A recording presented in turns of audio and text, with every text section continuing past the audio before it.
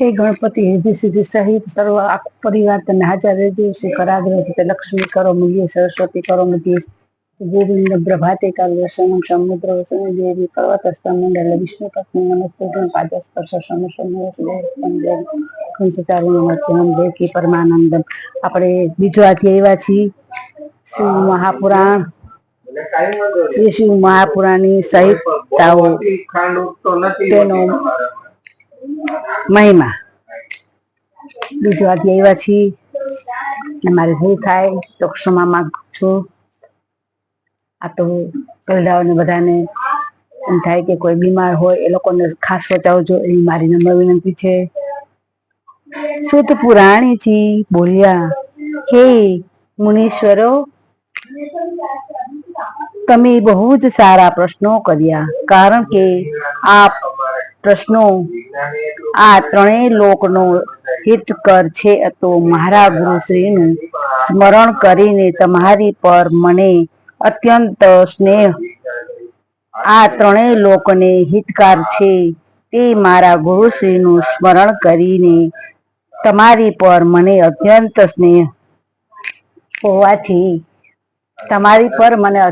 સ્નેહ હોવાથી પ્રશ્નોનો ઉત્તર આપું છું।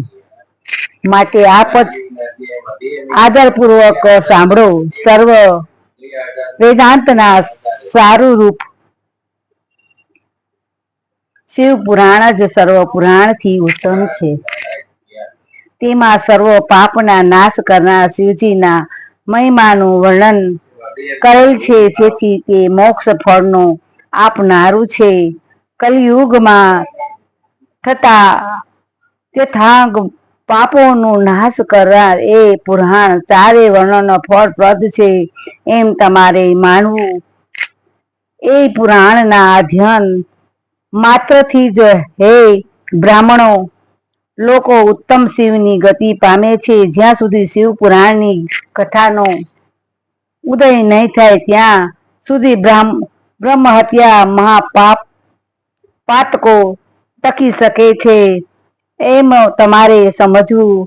કલિયુગના મહા ઉત્યાંતો પણ ત્યાં સુધી જો ઓળખાશે નહીં। યમરાજાના કિકરો પણ શિવ પુરાણનો ઉદય નહીં થયો ત્યાં સુધી નિયમ થઈ ફરશે અને ત્યાં સુધી જ અન્ય પુરાણો ગર્જના કરશે। સર્વ તિથિનો મહિમા વધશે અને સર્વ મંત્રો ઉચ્ચાર થાય છે અને સાવ સ્થળોનો ઉત્તમતાનો વાદ થાય છે। તે જ પણ જ્યાં સુધી શિવ પુરાણનો ઉદય નથી થયો ત્યાં સુધી જ પછી નહીં થાય। જ્યાં સુધી શિવ પુરાણના ઉદય નહીં થાય ત્યાં સુધી અનેક પીઠસ્થાનો પૃથ્વી ઉપર વિવાદ કરશે અને સમજવું। સર્વદાનું મહાત્મય પણ ત્યાં સુધી જ ગવાય છે ત્યાં સુધી સર્વ દેવતાઓનું મહાત્મય વધે છે અને ત્યાં સુધી જ અનેક સિદ્ધાંતોના વાદ પણ થાય છે।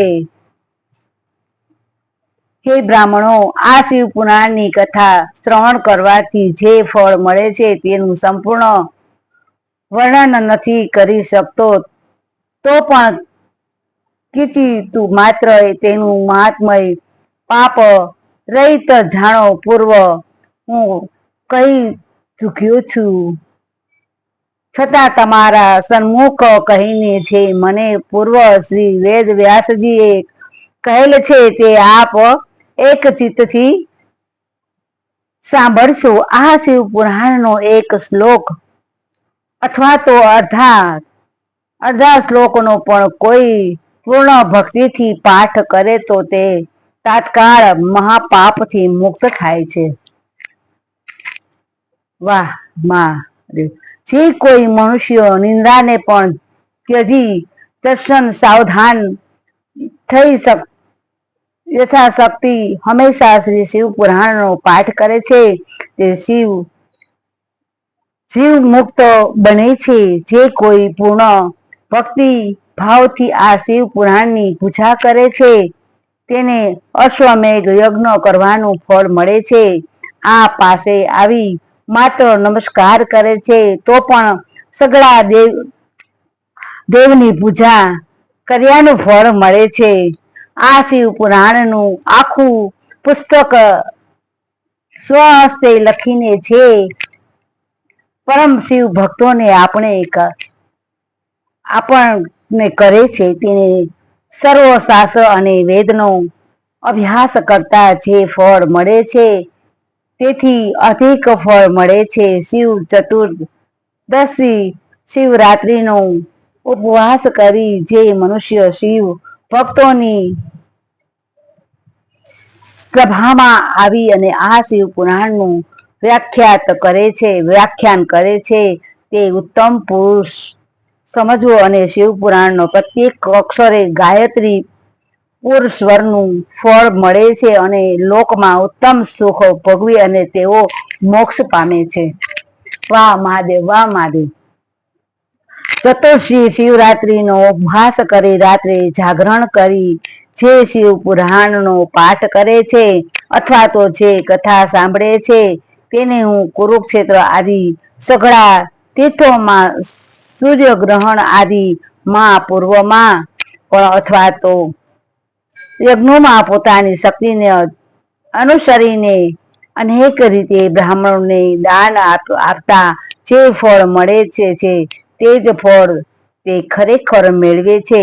આ શિવ પુરાણનું જે હંમેશા ગાન કરે છે તેની અજ્ઞાનને ઇન્દ્રાદિ દેવતાઓ પણ અનુસરે છે. આ શિવ પુરાણનો પાઠ કરનાર કે તેનું શ્રવણ કરતા જે હંમેશા સત્કર્મ કરે છે તેને તે જ કર્મનું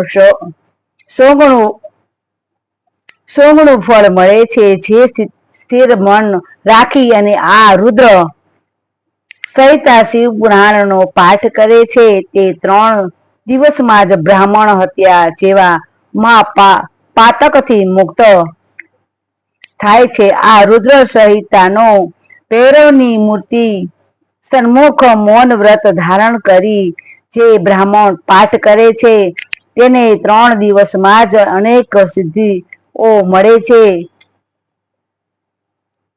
વાહ ભગવાન, વાહ. આ રુદ્ર સંહિતાનો પાઠ કરીને જે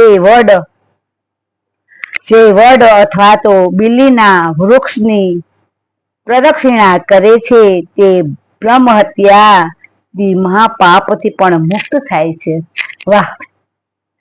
કૈલાસ સંહિતાનું સંપૂર્ણ મહાત્મય તો માત્ર શિવ જ જાણે છે. કૈલાસમયનું મહાત્મય તો ખાલી શિવ જ જાણે છે. વ્યાસજી તો અડધું જાણે છે અને હે બ્રાહ્મણો, હું તો માત્ર ચોથા ભાગનું જાણું છું. માટે સમગ્ર કહેવાને હું શક્તિવાન હોવાથી થોડુંક આપને કહીશ કે જે જાણવાથી તે જ વખતે આ લોકમાં મનુષ્ય ચિત્તવૃત્તિ થાય છે. અનેક રીતે શોધ કરવા પણ રુદ્ર સંહિતાથી કોઈ પણ પાપનો નાશ ન થાય એવું મને જણાયું નથી. શિવજી પરમાત્માએ ઉપનિષદનું રૂપી સમુદ્ર મંથન કરી ઉત્પન્ન કરેલી અને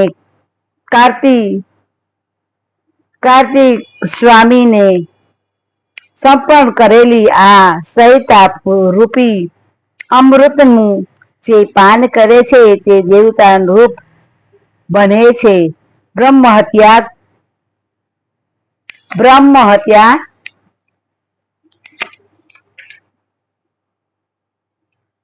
આપણે બીજો અધ્યાય અડધો લીધો છે, અડધો કાલે લેશું. આજે અલ્પ વિરામ કરશું.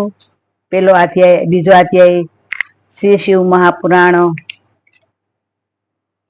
સંહિતાઓ તેનો મહિમા